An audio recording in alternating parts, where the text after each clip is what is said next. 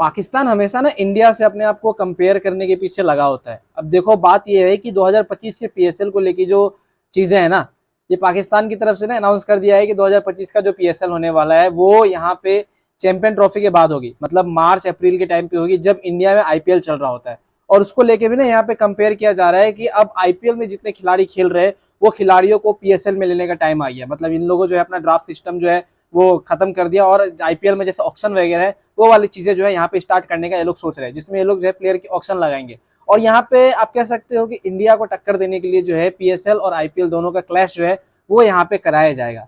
अब इसमें जो है जितने भी हमारे पड़ोस के जर्नलिस्ट है, जो हमारे पड़ोस के जो आप कह सकते हो जितने भी लोग हैं, सब यहाँ पे कह रहे हैं कि पीएसएल को आईपीएल टक्कर देगी और आईपीएल में जितने बड़े खिलाड़ी है उनको जो है हम लोग यहाँ पे अपने पीएसएल में खिलवाएंगे और इंडिया को जो है यहाँ पे बताएंगे कि पीएसएल भी जो है बहुत बड़ी लीग है। लेकिन ना इसमें कुछ कुछ चीजें हैं जो मैं आपको पहले बताता हूँ। सबसे पहली चीज तो ये है कि यहाँ पे इतना ज्यादा कॉन्फिडेंस जो आया है वो कॉन्फिडेंस इसलिए आया है क्योंकि अभी Pakistan cricket versus England cricket के बीच में जो है ना T20 के मैच होने वाले 22 तारीख से, जो 22 में है उससे स्टार्ट होने वाले हैं। उसमें जो है ना इंग्लैंड के जितने भी खिलाड़ी है वो सब यहाँ पे गए हैं, मतलब चले जाएंगे आईपीएल से प्ले ऑफ वगैरह नहीं खेल के पाकिस्तान के साथ खेलने के लिए। इस चीज को लेके जो है यहाँ पे काफी ज्यादा खुशियां मनाई जा रही है कि जब हम लोग ये कर सकते हैं तो फिर हम लोग पीएसएल में आईपीएल के प्लेयर्स भी छीन सकते हैं। मतलब डेविड वार्नर जैसे खिलाड़ी, ठीक है, आप कह सकते हो कि ग्लेन मैक्सवेल जैसे खिलाड़ी, इससे बड़े बड़े खिलाड़ी, फील्ड सॉल्ट जैसे खिलाड़ी जो है यहाँ पे खेलेंगे पीएसएल के अंदर। उसको लेके जो यहाँ पे चीजें हैं, तो देखो मैं बताना चाहूंगा कि भैया सपने तो बड़े बड़े होते हैं लेकिन हमेशा सपना थोड़ी ना सबका पूरा होता है। सब, अब मेरा भी सपना है कि भाई मैं फॉर्चुनर लेके घूमूं। अब ये थोड़ी नहीं कि मैं आजकल मैं फॉर्चुनर ले लूं, समझ रहे हो? तो ये चीजें होती है, सबकी होती है।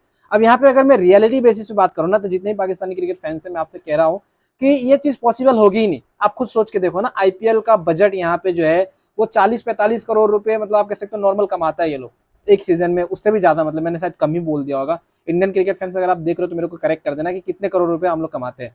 आईपीएल में प्राइज मनी जो है 18 करोड़ 20 करोड़ का होता है। आईपीएल में एक खिलाड़ियों का ऑक्शन जो है 24-24 करोड़ रुपए, 25-25 करोड़ रुपए जो है वो यहाँ पे किया जाता है।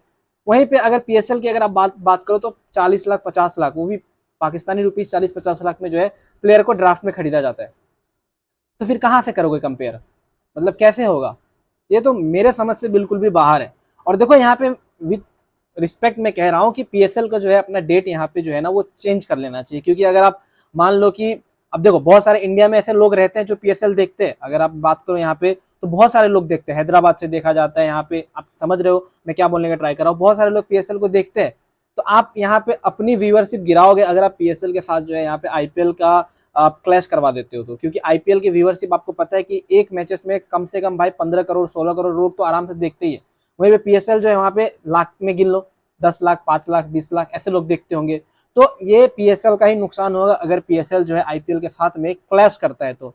क्योंकि पीएसएल की रीच उतनी ज्यादा नहीं है जितनी ज्यादा आईपीएल की है। अब देखो इन लोगों ने अभी नया चीज निकाली है, वो चीज है यहाँ पे ड्राफ्ट, कि भाई आईपीएल जिस तरीके से ड्राफ्ट करता है वैसे हम लोग भी करेंगे।